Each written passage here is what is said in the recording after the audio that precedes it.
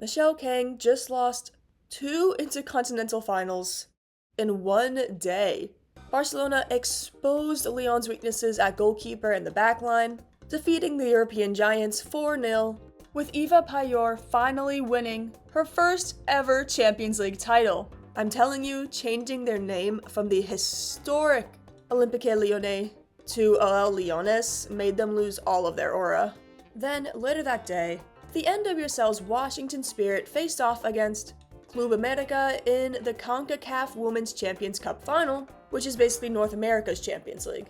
And let me tell you, unlike Barcelona Lyon, this game was insane. And that is what I am here to talk about. Unfortunately, I had to miss most of the Women's Champions League final, as I was dealing with some personal stuff, which also explains why the audio quality on this video is worse than usual. So it doesn't feel right to really do a breakdown on something I wasn't able to watch in full. What I do want to talk about quickly though, before getting to the Club América win, was Barcelona players' comments about Norway. If you missed it, both Aitana Bonmatí and Pachuca complained about the final being in Oslo. And I have said it before on this channel, but my family is Norwegian, so this actually pretty upset me.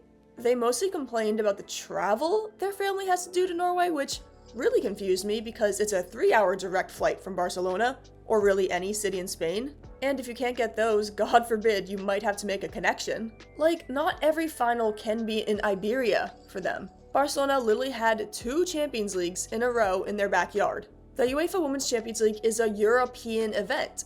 God forbid a final is held in a part of Europe that's not in Iberia. Hell, you don't see the Washington Spirit players complaining that the CONCACAF Women's Champions Cup semifinals and final were both in Mexico, which is, much harder to get to than Norway. Also, I found it incredibly disrespectful to their Norwegian teammates, Caroline Graham Hansen and Martine Fenger.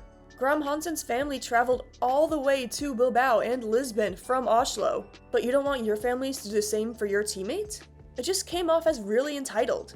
And I know some people pointed to the fact that Ullevål Stadium has a lower capacity than previous finals and saying Bonmatí has a point because of this. Listen, it's Norway's national stadium.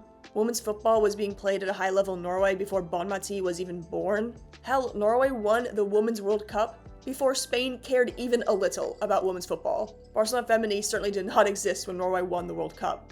Women's football is where it is today because the Scandinavian countries' early successes. So to complain that Women's Champions League final is being held in one of Europe's major cities in a country crucial to early women's football is again, entitled. Sorry, as a Norwegian, that's just my 2 cents. Ullevål Stadium is a great stadium. Anyways, back to your regularly scheduled programming. The Washington Spirit have had a really up and down season to say the least. They didn't pick up a league win until matchday 5, and a big reason for this was that Trinity Rodman was not playing well. She had 0 goal contributions that whole stretch. That all changed after the April international break. The Spirit went on a run, and Rodman was red hot. When the semifinals started of the Women's Champions Cup last week, Washington's earlier season problems seemed to rise again against Pachuca. However, the Paraguayan wonderkid Claudia Martinez scored the lone goal in the 81st minute, sending the Spirit to the finals. Meanwhile, Club América were just coming off winning Mexico's domestic league, Liga MX Femenil, and let me tell you, this team is pretty stacked. Who else but Geyse starts up top at striker? They have Mexican star Scarlett Camberos on the left wing, who is on a tear this season in Liga MX, Venezuelan starter Gabriela Garcia at the pivot, and former La Liga Femenil mainstay Irene Guerrero. Funnily enough, Club América has Sandra Paños as one of their keepers. And let me tell you, they put belt to ass against the previous winner of the competition, Gotham FC, in the semifinals, defeating the NWSL champions 4-1, with Camberos completing a hat trick. I'm not joking, after this loss, Gotham's manager complained about the sun being in their eyes, blaming it for the loss. My guy, both teams are playing on the same pitch. You have the same conditions. Entering the match, Club América were definitely the favorites based off of their demolition of Gotham. Both teams were going blow for blow, until Camberos found the Mexican midfielder, Aylin Alvarez, in the 22nd minute, 1-0 to América. Geyse's fingerprints were already all over the game, and just a few minutes later, she scores on a spectacular solo effort after completely undressing England's Esme Morgan. 2-0 before 30 minutes. It's not over though.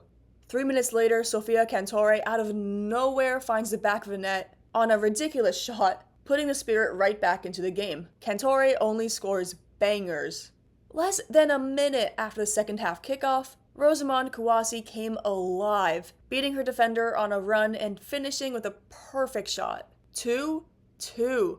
Just like that, the Spirit had all the momentum. The Ivorian national wasn't done though, giving the Spirit a 3-2 lead 10 minutes later on a ridiculous sequence. Kouassi had brought the Spirit back from the dead, and the Spirit had climbed back from 2-0 down to claim the lead. Did I mention that the Spirit have been missing starting goalkeeper Aubrey Kingsbury all season with a pregnancy? Oh, and a mistake from Makiva! Geyse gets her second goal of the night, getting it level at 3-3. The Spirit were absolutely rattled after this, unable to do anything on offense, and most importantly, they could not get the ball out of their own half on defense, suffering many close calls. The dam finally broke in the 79th minute, with Camberos again finding the Spaniard Guerrero. 4-3 Club América. Someone please tell me what Esme Morgan was doing here?